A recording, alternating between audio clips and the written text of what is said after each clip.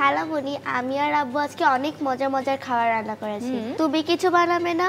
তুমি তো বলেছো তুমি অনেক খাবার পছন্দ করো, তার মধ্যে পোলাও, আইসক্রিম, মাশমেলো। আজকে আমি একটু অন্যরকম জিনিস বানাবো। কি? খাবারটার নাম হচ্ছে আলু পরোটা। এখানে কি করেছি জানো? খালামণি ময়দাতে তেল দিয়ে লবণ দিয়ে একেবারে ময়ান দিয়ে রেখেছি। দেখে আসি আলু পরোটা বানাতে কি কি উপকরণ লাগছে। আলু পরোটা বানাতে যে যে উপকরণ লাগছে: সিদ্ধ আলু, শুকনা মরিচ ভাজা, লবণ, পেঁয়াজ ভাজা, ময়দা, তেল।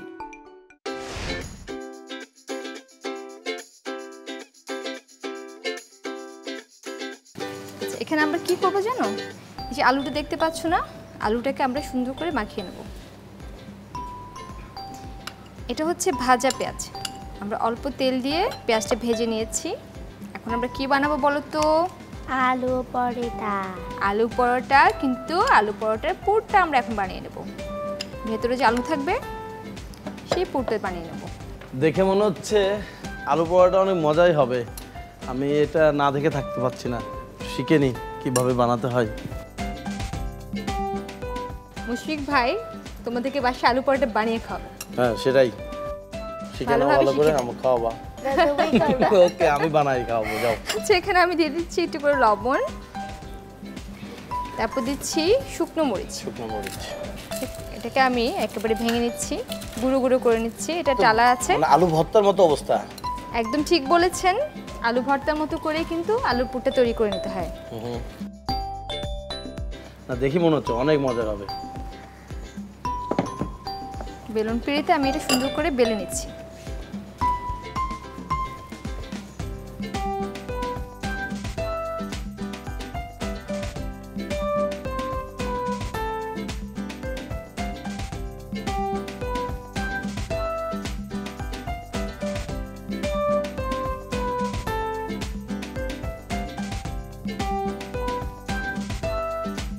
রুটি বানানো কিন্তু একটা শিল্প।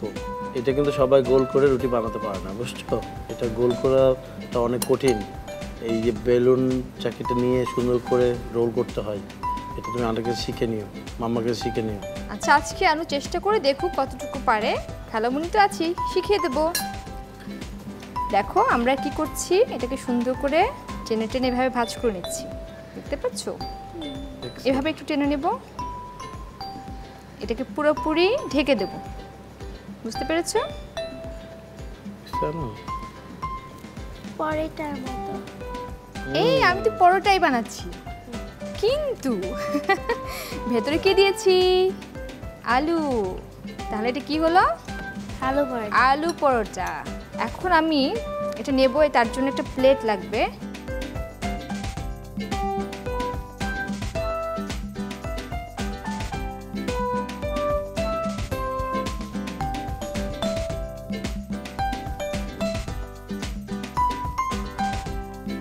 এভাবে আমরা মসৃণ করে নিতে হবে।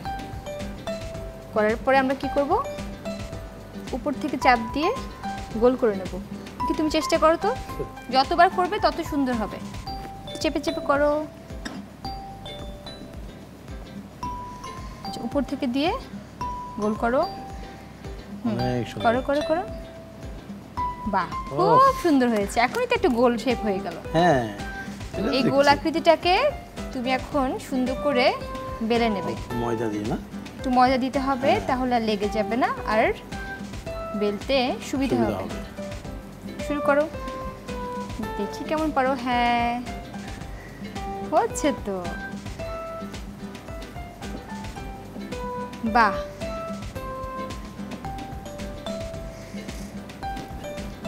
সুন্দর গোল হচ্ছে কিন্তু, তাই তো? গোল হচ্ছে কিন্তু ছোট গোল। ঠিক আছে মুশফিকা, সুন্দর হয়েছে, খুবই সুন্দর হয়েছে মামা। এত সুন্দর তুমি গোল করে রুটি বানাইছো প্রথম দিনেই, ইমপ্রেসিভ। আচ্ছা, বাকিটা খালামণি বানিয়ে দিচ্ছি। দেখো সুন্দর করে আরো সুন্দর গোল হচ্ছে। দেখো তোমারটা ছোট গোল ছিল, খালামণি বড় গোল করতেছে। হাতটাকে যদি একটু হালকা করে তুমি পরোটাটাকে বেলো, তাহলে সব দিকে সমানভাবে চাপ পড়বে। আমি কিন্তু শিখে নিচ্ছি।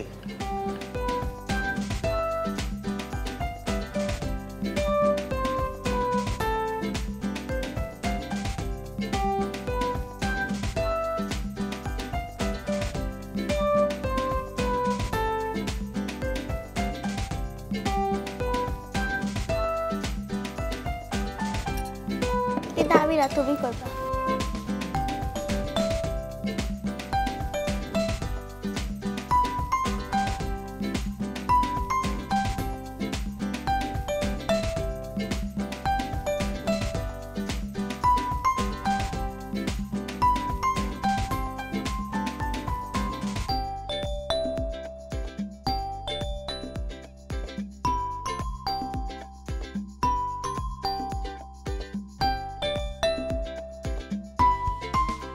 আমাকে একটু তেলের বাটিটা দিয়ে সাহায্য করবে?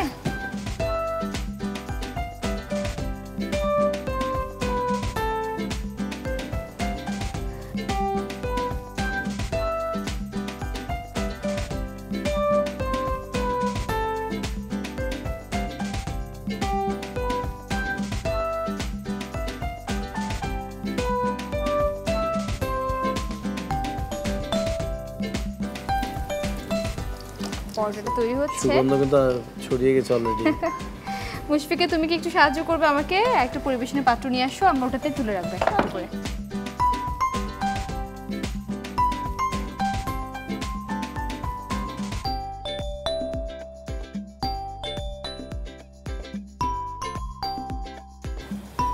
বাহ, সুন্দর একটা রং এসেছে। খুবই সুন্দর রং এসেছে। এটা হয়ে গিয়েছে, আমরা এখন এটা তুলে নেব। আমি তেলটাকে ভালোভাবে ঝরিয়ে নিচ্ছি। আমি পরোটা ওরকম বেশি তেল লাগছে না। এরপর আরেকটা দিয়ে দিচ্ছি।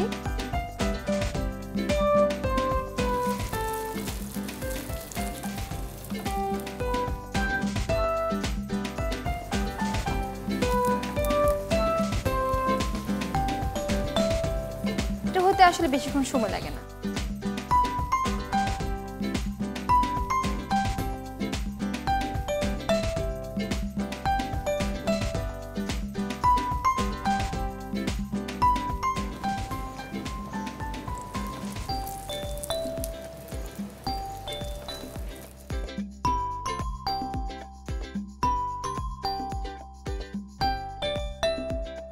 দেখতে কেমন হয়েছে মুশফিকা, বলো তো? ভালো হয়েছে। দেখে আসি আরেকবার কিভাবে তৈরি করতে হয় আলু পরোটা।